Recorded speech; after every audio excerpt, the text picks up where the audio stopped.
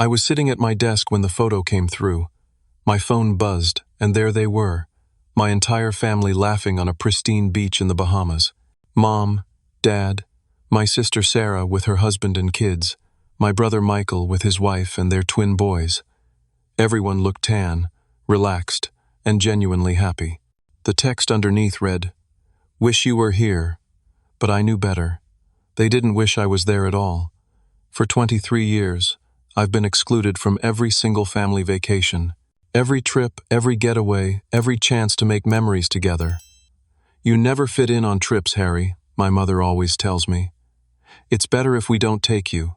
Today, staring at that photo, everything changes.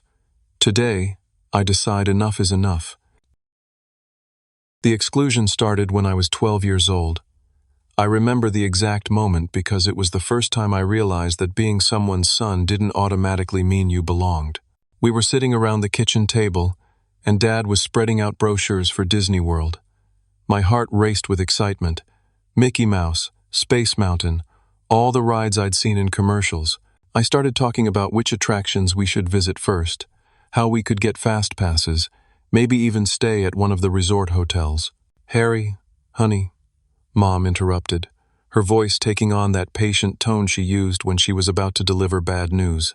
"We've been talking, and we think it might be better if you stayed with Aunt Ruth this time." "What? Why?" The words came out higher pitched than I intended. Dad cleared his throat. "You complain a lot, son. About the heat, about walking, about waiting in lines. We just want this to be a special trip for Sarah and Michael." I was 12. Of course I complained sometimes. All kids did. But somehow, my complaints were different.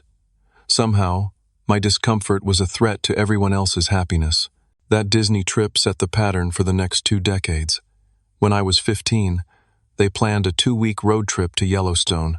I found out about it 3 days before they left when I overheard Sarah talking to her friend on the phone. "Oh, I can't hang out next week. We're going to Yellowstone." "No, just me and Michael and Mom and Dad. Harry's staying home." The Europe trip happened during my senior year of high school.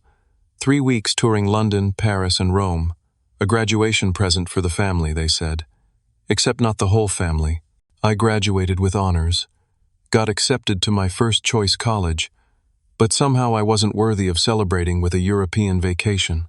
Instead, I spent 3 weeks that summer working at the local grocery store, bagging groceries, while my family posted photos from the Eiffel Tower. College didn't change anything. If anything, it got worse. They started planning trips around my schedule to make sure I couldn't join even if I wanted to. Spring break in Cancun happened the week before my finals. A summer beach house rental was scheduled during my internship. They'd call me from these amazing places, voices bright with excitement, always ending with, "We'll have to plan something for you later." Later never came. In my 20s, I tried everything to prove I had changed. When they planned a ski trip to Colorado, I took skiing lessons and bought all my own equipment. I called Mom 2 weeks before and told her I was ready, that I wouldn't complain about the cold or being tired. "Oh, sweetie," she said, "we already booked the cabin. There's only room for 6 people. 6 people. Mom, Dad, Sarah, her husband Tom, Michael, and his wife Jennifer. The core family, they called it. I wasn't part of the core. I brought my girlfriend Emma to Christmas dinner 2 years ago, thinking maybe if they saw I was in a stable relationship, if they saw I could be normal and social and pleasant, things would change. Emma was charming. She complimented Mom's cooking, laughed at Dad's stories, played games with the kids. After dinner, I overheard Mom and Dad in the kitchen.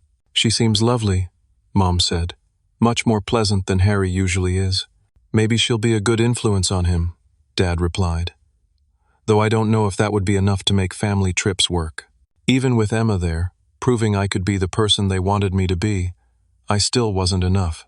Last Christmas, I found out about their week-long skiing trip to Colorado through Instagram. Sarah posted a picture of the whole family on the slopes with the caption, "Family Ski Trip, 2023, Making Memories." I called Mom immediately. "Why didn't you tell me about Colorado?" "Harry, we've been through this. You don't like skiing. You'd just be miserable and make everyone else miserable too. I took skiing lessons. I told you that 2 years ago. Well, it's too late now. Everything's already booked. Everything was always already booked. The timing was always wrong. I always wouldn't enjoy it, wouldn't fit in, would somehow ruin it for everyone else. I'm 34 years old now. I have a good job as a marketing manager at a tech company. I've been with Emma for 2 years, and she's the most patient, understanding woman I've ever met.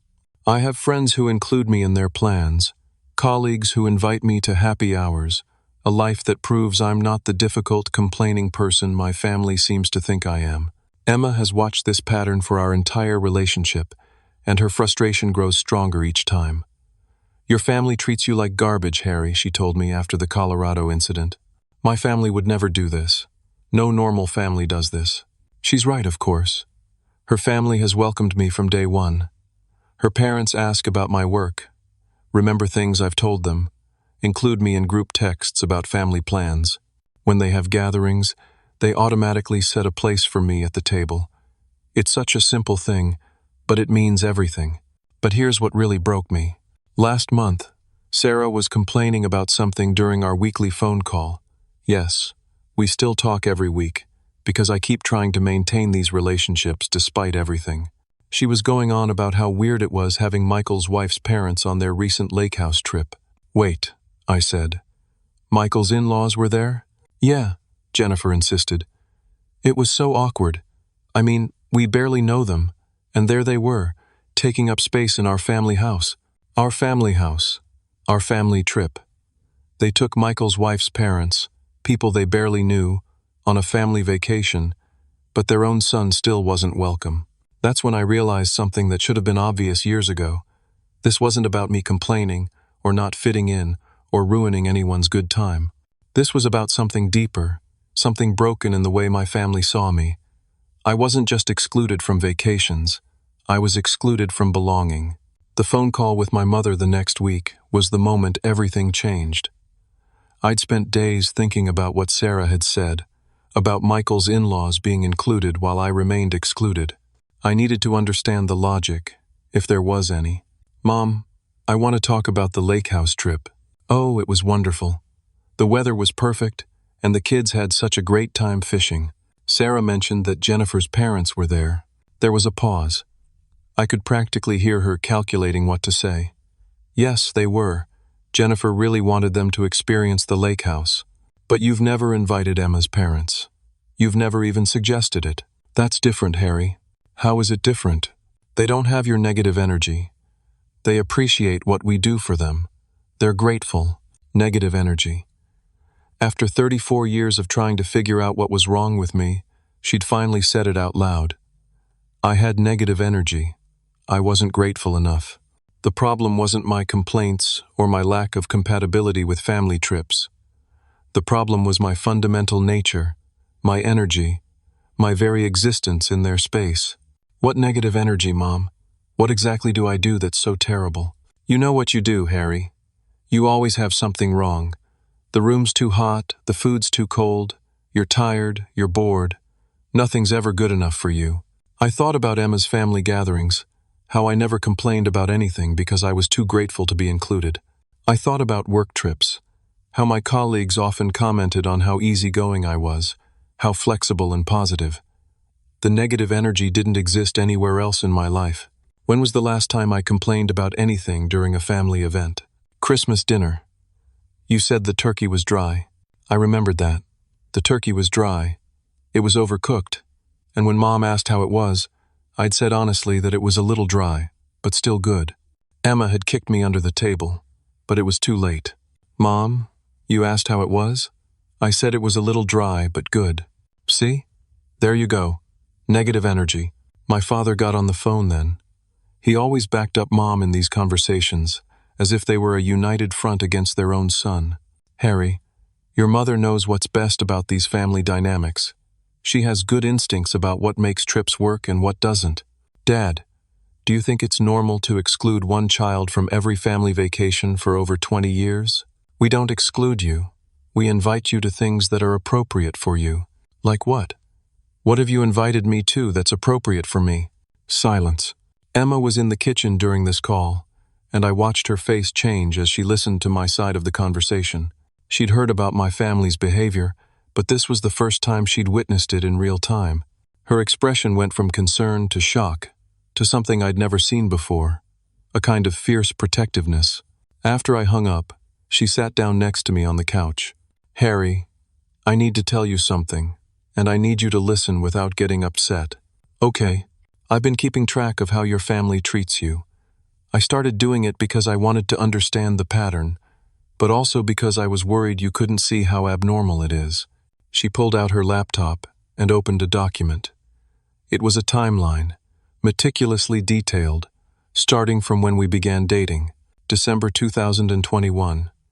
Harry mentions family skiing trip he wasn't told about, found out through social media.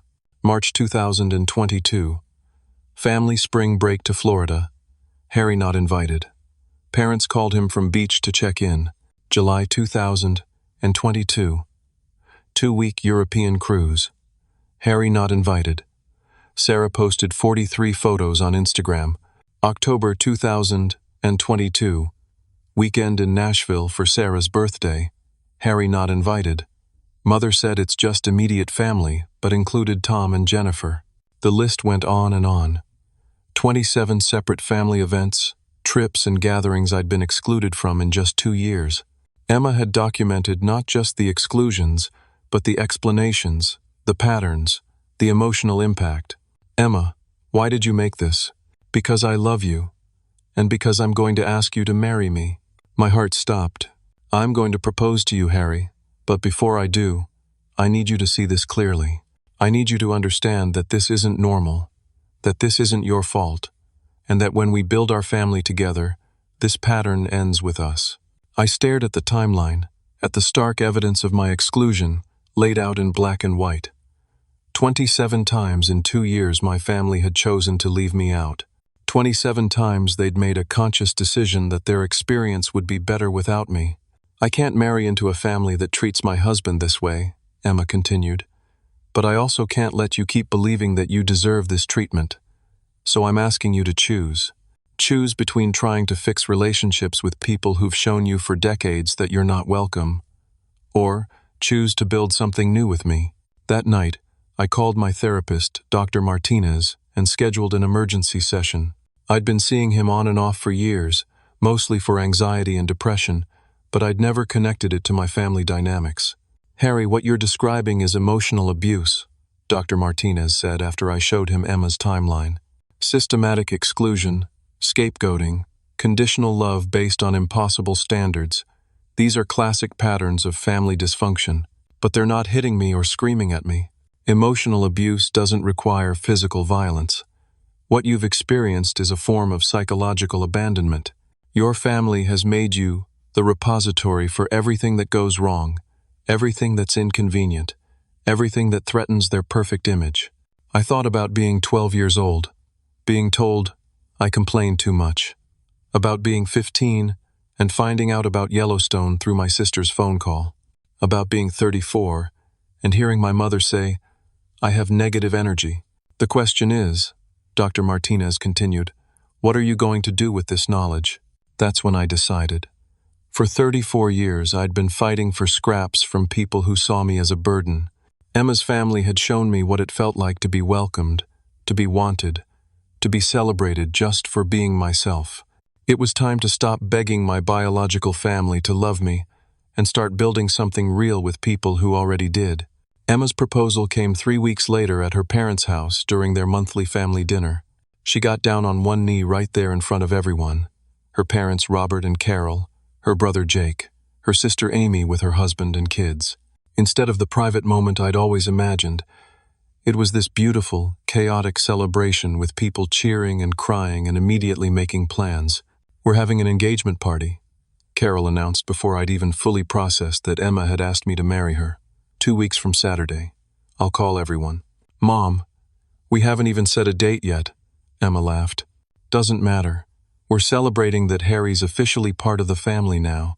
Officially part of the family. Those words hit me harder than the proposal itself. I'd been coming to their family dinners for 2 years, and they'd always treated me like family, but now it was official. Now there was no doubt that I belonged. Robert pulled me aside while Emma was showing her ring to Amy and the kids. "Son, I want you to know something.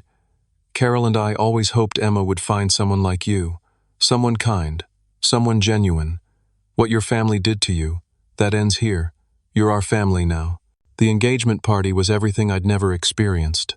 35 people came to celebrate Emma and me. Her cousins flew in from different states. Her college friends drove down from Portland. Her grandmother, who was 91 years old, gave a speech about how love finds a way to heal old wounds. I called my parents to tell them about the engagement. "That's wonderful, honey," Mom said, but her voice was flat. "Have you set a date? We're thinking next fall. We want to plan something special." "Well, let us know when you have more details." That was it. No congratulations, no excitement, no questions about Emma or our plans. When I told Emma about the call, she just hugged me. "Their loss," she said simply. A month after the engagement party, Robert and Carol invited us to their annual family reunion in Martha's Vineyard. It wasn't just dinner this time. It was 5 days at a rented house with 22 family members spanning 3 generations. "Are you sure you want me there?" I asked Carol. "That's a lot of people, and it's your family time." She looked at me like I'd spoken a foreign language.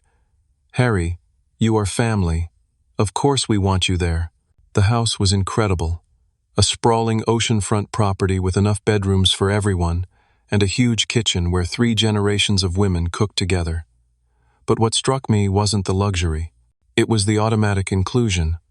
When we arrived, Emma's cousin Tommy immediately grabbed my suitcase and said, "Uncle Harry, you're in the blue room upstairs.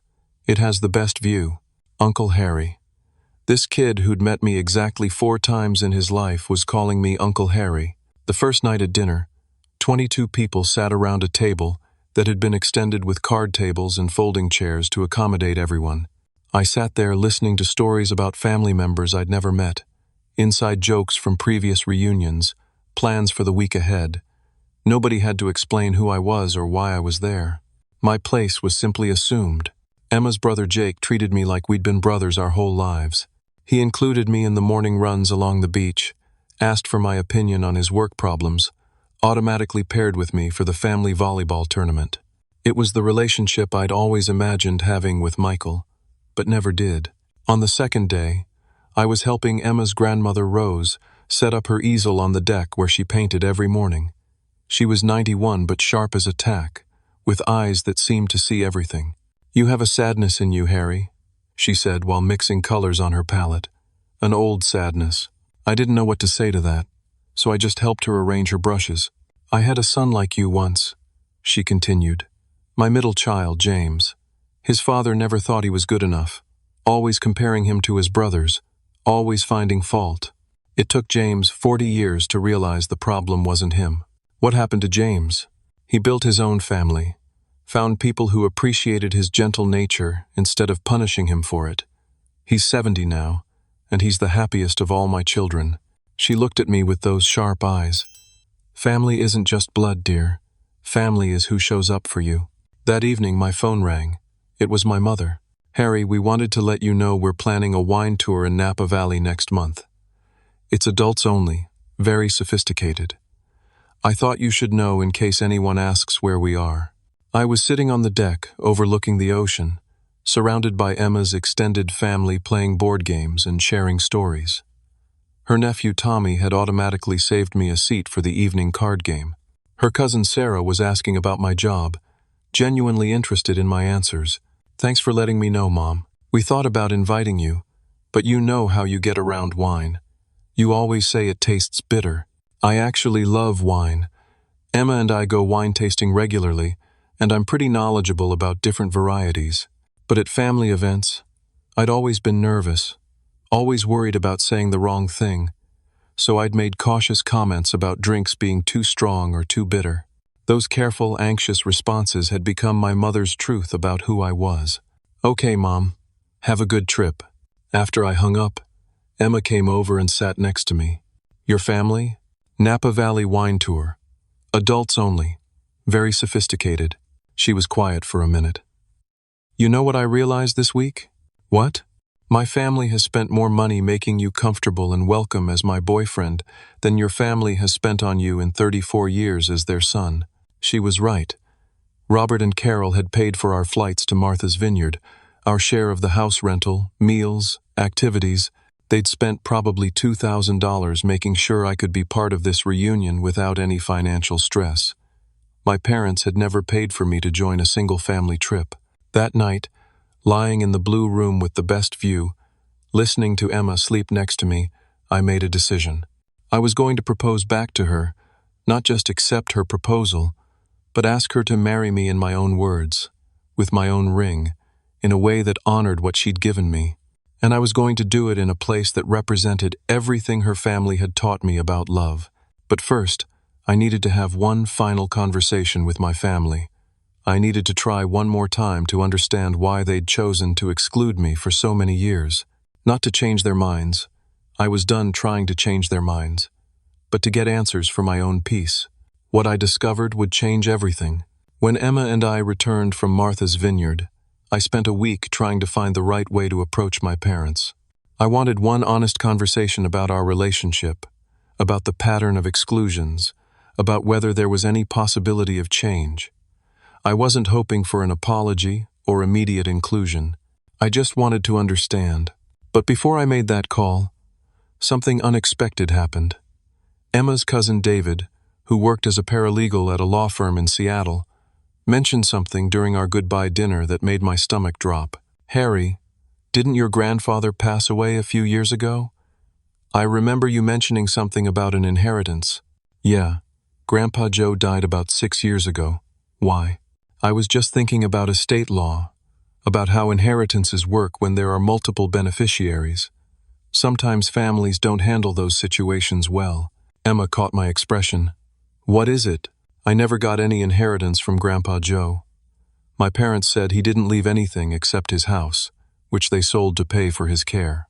David frowned. "That's strange. Usually when someone mentions an inheritance, there's some kind of documentation. Have you ever seen a will or estate documents?" I hadn't. I'd taken my parents' word that Grandpa Joe's final years in assisted living had drained his savings. It made sense at the time. Those places are expensive, and he'd been there for 3 years before he died. "Would it be weird if I looked into it?" David asked. "I mean, just to make sure everything was handled properly?" A week later, David called me with information that changed everything I thought I knew about my family. "Harry, you need to sit down for this." I was at work, but I stepped into an empty conference room and closed the door. "Your grandfather left a will, a very specific will. He left his house to your parents, but he also left a separate fund of $90,000 to be divided equally among his 3 grandchildren." My legs gave out, and I had to lean against the conference table. "What?" "30,000 each for you, Sarah, and Michael. The money was designated specifically for creating joyful family memories and experiences. It's been sitting in an account for 6 years. That's impossible. My parents said he didn't have any money left." "They lied, Harry. The estate was settled through their friend who's an attorney, probably a conflict of interest, but it was legal. According to the executor notes, your parents requested that your portion be held in trust because they were concerned about your financial stability and emotional maturity." I felt like I was going to vomit. "They've had my money for 6 years? Not just your money. They've been using it to supplement their own travel budget. I found credit card records that were part of the estate file. The executor had to verify certain expenses. Your parents charged several family vacations to a card that was paid from your grandfather's inheritance fund." The room was spinning. "They'd taken my inheritance money and used it to fund the family vacations I was excluded from. They'd literally used my own money to pay for experiences I wasn't allowed to share." "How much have they spent?" "About $25,000 over the past 6 years. Your portion plus interest is now worth about $35,000. Sarah and Michael received their portions immediately after the estate was settled. Sarah and Michael knew. They'd gotten their money years ago, and they'd said nothing while my parents held mine hostage. I called Emma immediately and asked her to meet me at home. When I told her what David had discovered, she was quiet for a long time. "Harry, this is financial abuse on top of emotional abuse. They stole your money, and used it to fund your own exclusion. That evening, I hired an attorney named Jessica Adams, who specialized in estate disputes. She reviewed all the documents David had found and confirmed everything. "This is going to be straightforward to resolve legally," she said. "The executor notes actually work in your favor because they document your parents' reasoning, which is entirely subjective and probably wouldn't hold up in court. But I have to ask, do you want to pursue criminal charges? Because this is potentially theft." I thought about my grandfather, about how much he'd loved all three of his grandchildren equally, about how he'd always made sure we each got the same number of Christmas presents, the same amount of attention, the same bedtime stories. He would be horrified to know that his gift to help us create joyful memories had been used to exclude one of us. I want my money, and I want them to face consequences. But I don't want to put anyone in jail. We can demand full restitution plus interest and damages without pursuing criminal charges. But your parents are going to know that you know. Good. It's time for them to face the truth. The confrontation happened on a Saturday afternoon. I called my parents and told them Emma and I were coming over to discuss something important. They probably expected wedding planning conversation. Instead, I walked in with legal documents and a recording app on my phone. "We need to talk about Grandpa Joe's inheritance." The color drained from my mother's face immediately. My father started to speak, but I held up my hand. "I know about the $90,000. I know about the $30,000 that was meant for me. I know you've been using my money to fund family vacations for 6 years. Harry, we can explain," Dad started. "Explain what? Explain how you convinced the executor I was financially unstable? Explain how you took money that was specifically meant for creating joyful family memories and used it to create memories without me?" Emma sat next to me, her presence steady and supportive. My parents kept looking at her like they were embarrassed to have a witness to this conversation. "We were protecting that money for when you got your life together," Mom said. "Grandpa Joe wouldn't have wanted you to waste it." "Waste it on what? I have a good job, a stable relationship, a savings account. What exactly makes me financially unstable?" "You never seemed grateful for what we did for you anyway," Dad added. "Every family event, you found something to complain about. Grandpa Joe left that money for family experiences, and you made family experiences difficult." Emma spoke for the first time. "Did Sarah and Michael complain at family events?" "That's different," Mom said quickly. "How is it different?" "They appreciated what we did for them. Harry wasn't allowed to appreciate anything because he wasn't invited to anything," Emma said, her voice calm but firm. "You excluded him, and then blamed him for not being grateful for the exclusion." I pulled out copies of the credit card records Jessica had obtained. "This shows you used inheritance money to pay for the Bahamas trip, the Colorado skiing, the European cruise, and the lake house rental, where you included Michael's in-laws but not your own son." The silence stretched on for what felt like hours. Finally, my mother spoke. "We made mistakes, Harry, but we were trying to do what was best for everyone. What was best for everyone was excluding me. You have to understand," Dad said. "Family harmony is important. Your energy just didn't mesh with vacation energy." "My energy," I repeated. "My energy that doesn't exist at work or with friends or with Emma's family, just with you." "That's not fair," Sarah's voice came from behind us. I turned around to see both Sarah and Michael standing in the doorway. They'd been called in for backup. "What's not fair?" I asked. "You're making us sound like monsters," Sarah continued. "We've always included you in holiday dinners and birthday parties, after explicitly excluding me from everything else." "Those trips were different," Michael said. "They required a different energy." "What energy? What exactly do I do that's so terrible?" None of them could give me a specific answer. They talked about my attitude and my complaints and my negativity, but they couldn't point to specific behaviors or incidents. It was all vague, subjective, impossible to defend against. That's when Emma pulled out her own folder. "I've documented 27 separate family events Harry was excluded from in just the 2 years I've known him. I've also documented how your family speaks to him versus how you speak to each other. Would you like me to read some examples?" The room went completely silent. "Here's how you told Sarah about the lake house trip. We're planning a week at the lake house in July. Can you and Tom make it work? Here's how you told Harry about the lake house trip. You didn't. He found out through Sarah mentioning that Michael's in-laws were there. Emma's documentation was devastating because it was factual, specific, undeniable. The pattern is clear, she continued. Harry is excluded, and then blamed for the exclusion. You've gaslit him into believing he's the problem when the problem is your treatment of him. My father's face was red with anger. We don't have to justify our family decisions to outsiders. I'm not an outsider. I'm Harry's fiancée. And after we're married, I'll be the mother of your future grandchildren. So let me be very clear about something. This pattern of excluding Harry stops now, or you won't have access to any of us. That's when my mother broke down and said something I'll never forget. We just wanted the trips to be perfect. Harry always found problems with things. The hotel room was too loud. The restaurant was too crowded. The activities were too tiring. It was easier without him. Mom, I said quietly, I was a kid trying to communicate my needs. When I said the hotel room was too loud, I needed help sleeping. When I said the restaurant was too crowded, I was feeling overwhelmed. When I said the activities were too tiring, I needed a break.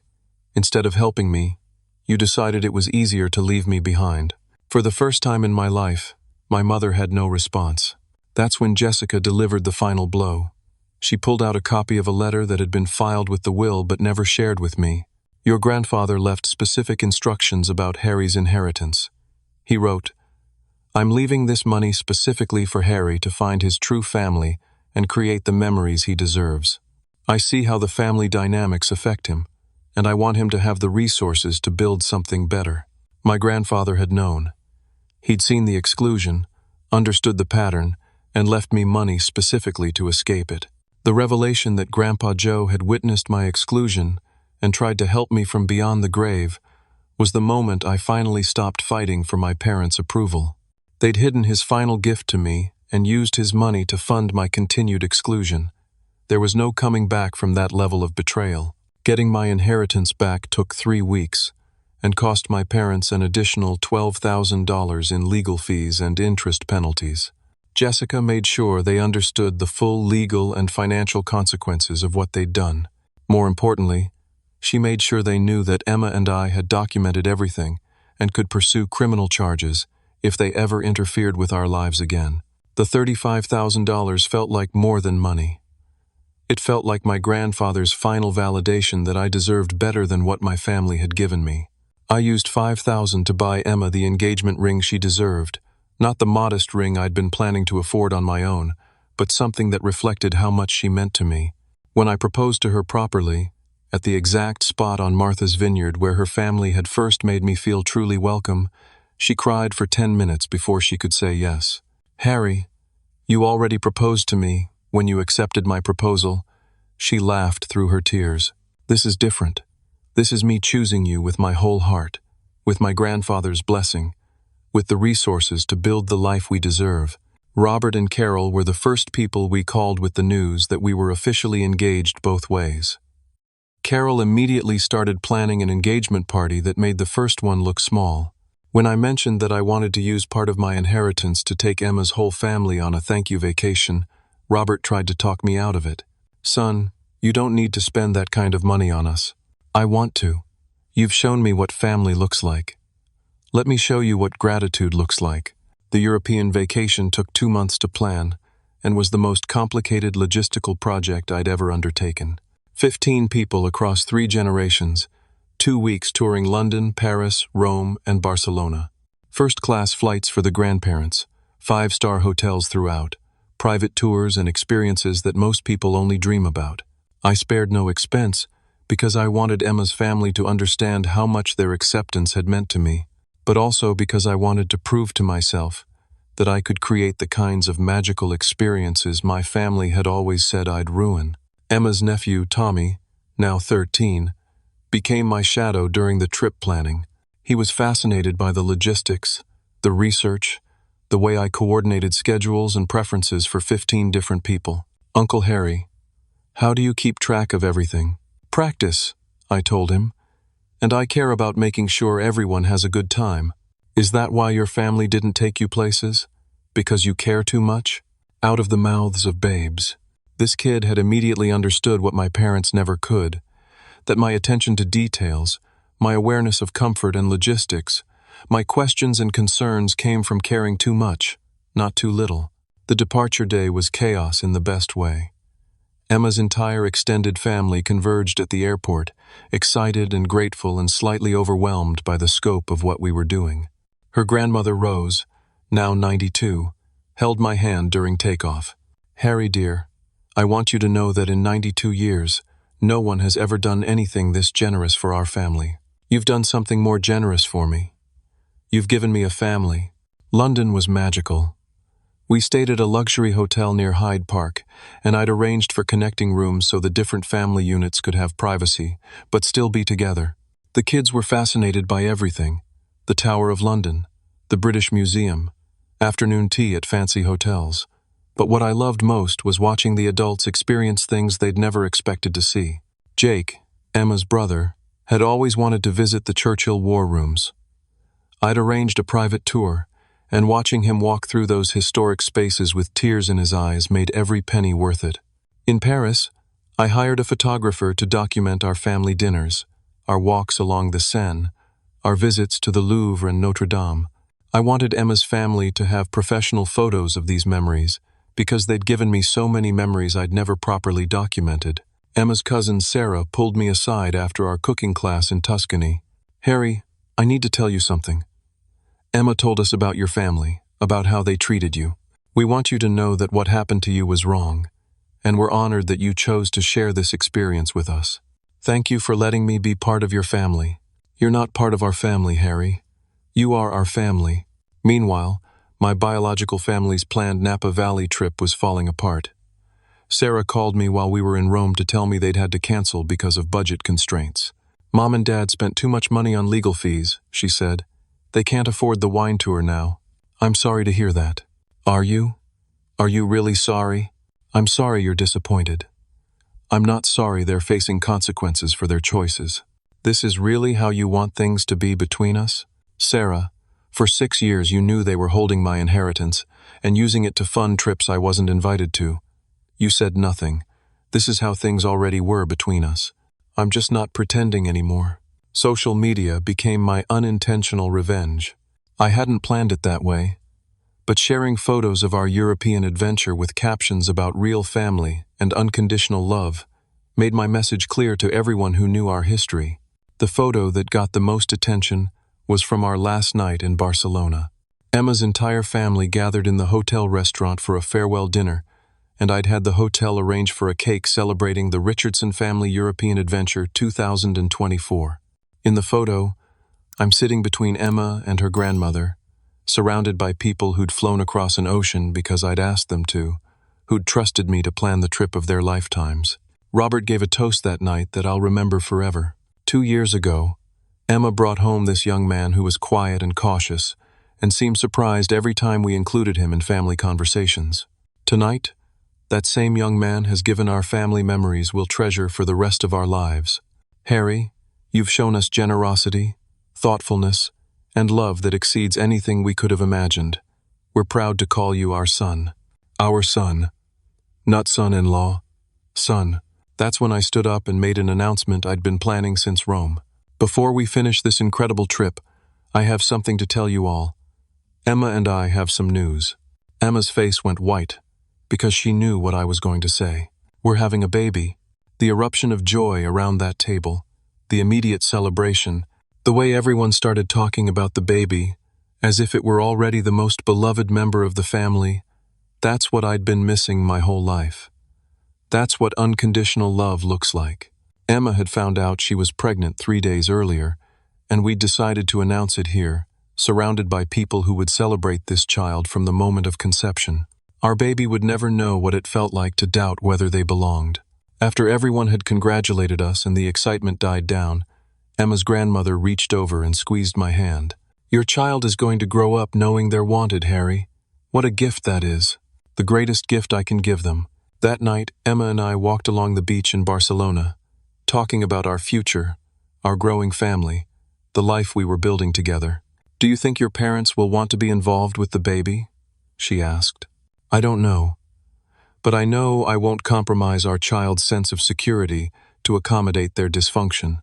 Good, because this baby is going to grow up surrounded by people who fight to include them, not people who look for reasons to exclude them. When we got back to Seattle, there were 17 voicemails from my mother and 4 emails from my father. They'd seen the social media posts, heard about the pregnancy through the local grapevine, and suddenly they were very interested in being part of my life. I didn't return their calls. Not yet. I needed time to process everything that had happened, everything I'd learned about myself and my family. I needed to figure out what boundaries would protect my growing family, while still allowing for the possibility of reconciliation. But first, I needed them to face the full consequences of their choices. Our return from Europe marked the beginning of what I can only describe as my family's panic. They'd spent 34 years excluding me with no consequences, and suddenly I had resources, a support system, and most importantly, the confidence to enforce boundaries. The voicemails from my mother started desperate and became increasingly frantic over the 2 weeks I didn't return her calls. "Harry, sweetie, we saw your pictures from Europe. It looks like you had a wonderful time. Call me back." "Harry, it's Mom again. We really need to talk. There are things we need to work out." "Harry, your father and I are very concerned that we haven't heard from you. We know about the baby, and we want to be involved." "Harry, this is ridiculous. We're your family. You can't just cut us out of your life over money." The final voicemail was my father. "Harry, I'm coming to your office tomorrow. We need to have a conversation man to man." He showed up at my workplace on a Tuesday morning, demanding to see me like he had some kind of authority over my life. My assistant Sarah, not my sister Sarah, but a woman I worked with who understood boundaries, told him I was in meetings all day and could schedule an appointment for the following week. "I'm his father. I don't need an appointment." "Sir, everyone needs an appointment. I can put you on Mr. Peterson's calendar for next Wednesday at 2 p.m. When he finally came back for the scheduled appointment, I met him in the conference room with Emma present and my phone recording everything. I'd learned from Jessica that documentation was crucial when dealing with people who'd proven they couldn't be trusted. "Dad, what did you want to discuss?" "I want to discuss this ridiculous situation you've created. Your mother is beside herself with worry." "What situation have I created?" "You know what situation. This cold shoulder business. Refusing to return calls. Acting like we're strangers." "Dad, for 34 years you've treated me like a stranger. Now you're upset that I'm not fighting for your attention anymore? That's not fair, Harry. We've always loved you." "How?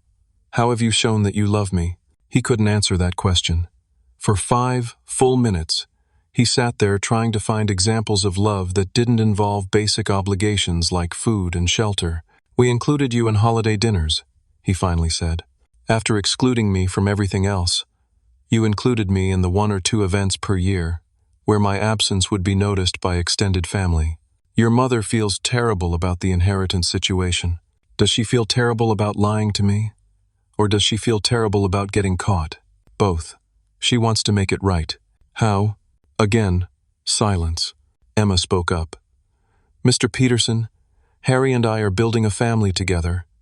Our child will be your grandchild, but we need to know that you understand why your treatment of Harry was wrong before we can trust you around our family. What do you want us to say?" "We want you to acknowledge that excluding Harry from family experiences for his entire life was emotionally abusive. We want you to take responsibility for using his inheritance to fund his own exclusion. And we want you to commit to family therapy before you have any relationship with our child." My father's face turned red. "You can't keep us from our grandchild." "Actually, we can," I said calmly. "And we will, if you can't demonstrate that you've changed.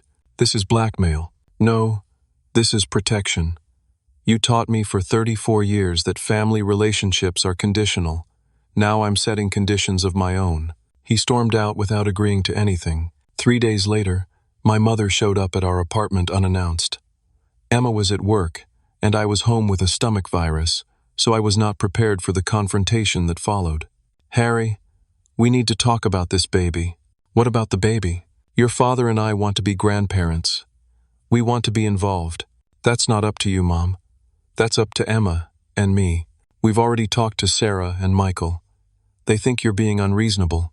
Sarah and Michael received their inheritance money 6 years ago and said nothing while you stole mine. Their opinion doesn't matter to me anymore. It wasn't stealing, Harry. It was protecting. Protecting me from what? From making bad decisions with money. What bad decisions? I used the money to create beautiful experiences for people I love. Isn't that exactly what Grandpa Joe wanted? He wanted you to create family memories.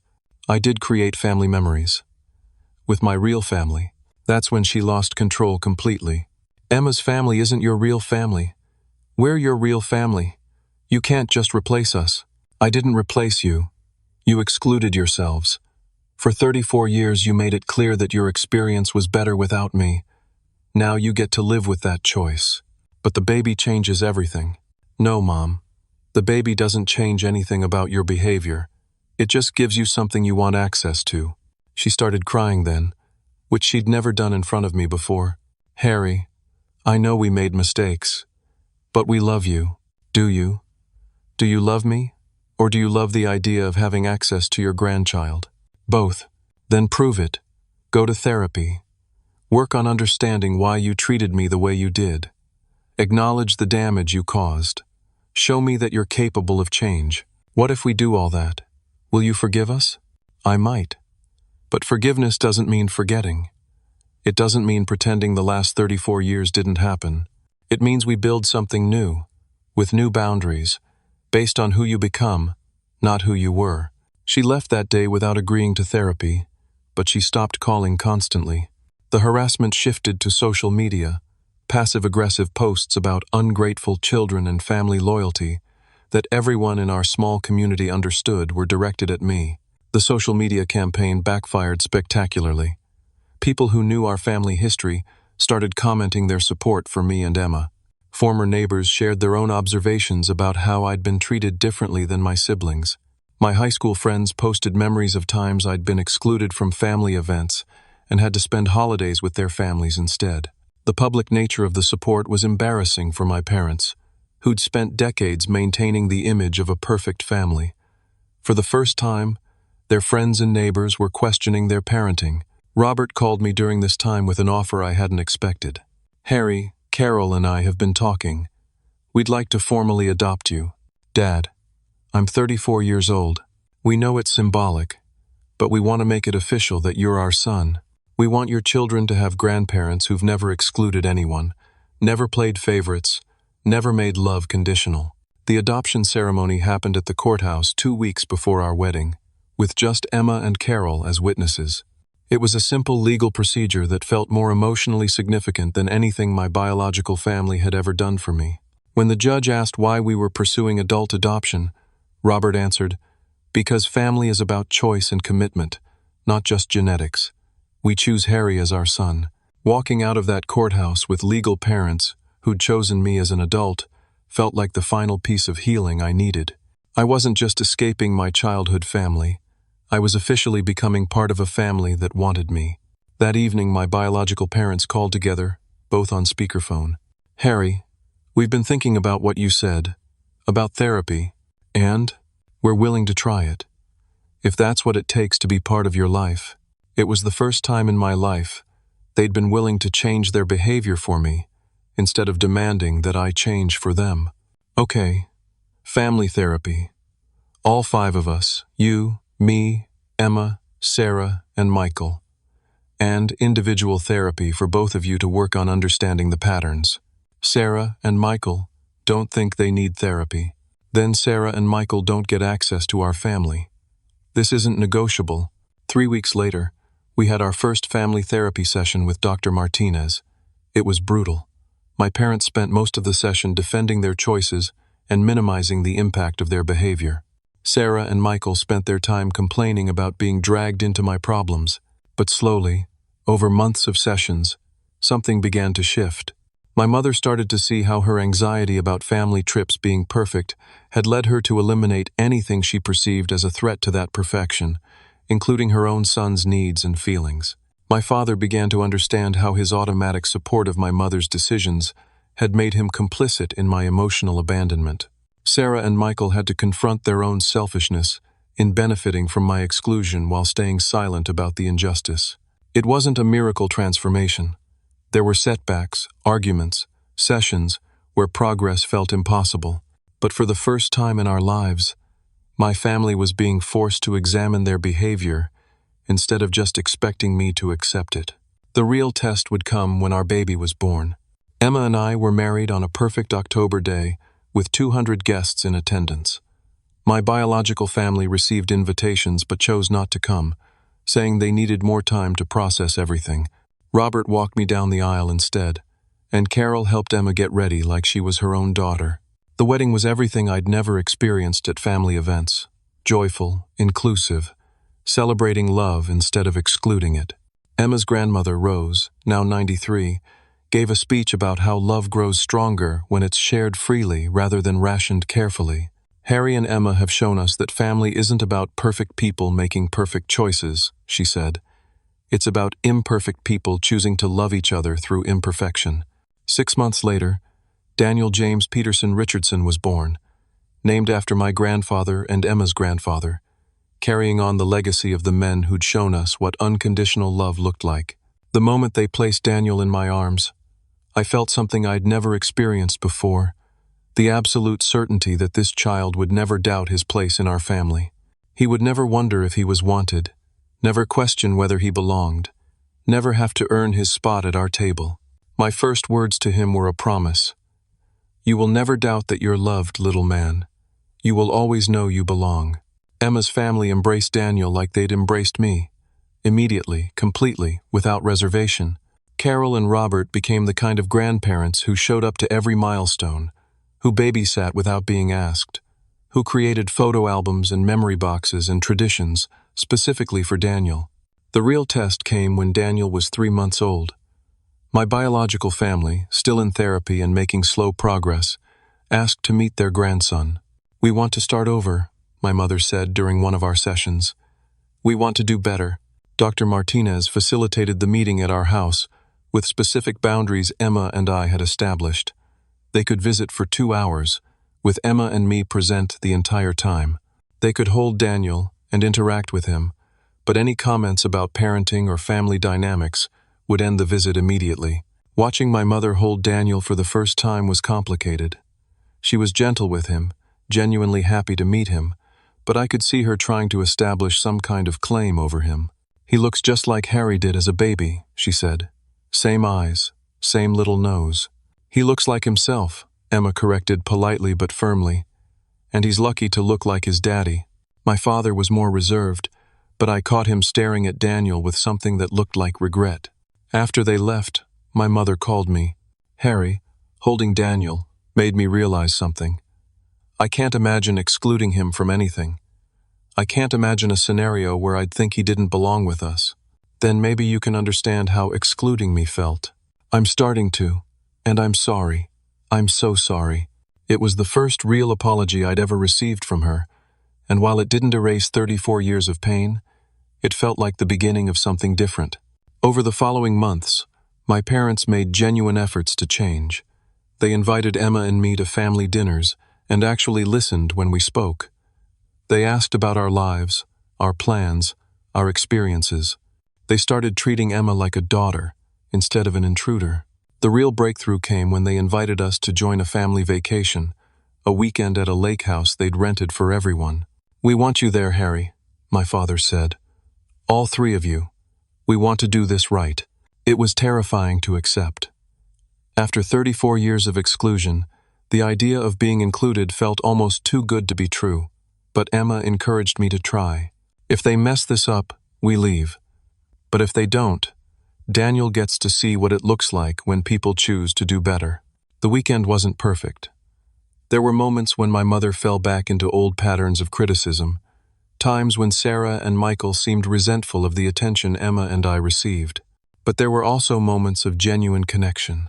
Watching my father teach Daniel to fish, seeing my mother genuinely enjoy Emma's company, having conversations with my siblings that went beyond surface pleasantries. It felt like meeting my family for the first time. On our last morning at the lake, my mother pulled me aside. Harry, I need you to know something. The therapy has helped me understand that I was scared of you. Scared of me? Scared of your sensitivity, your needs, your emotions.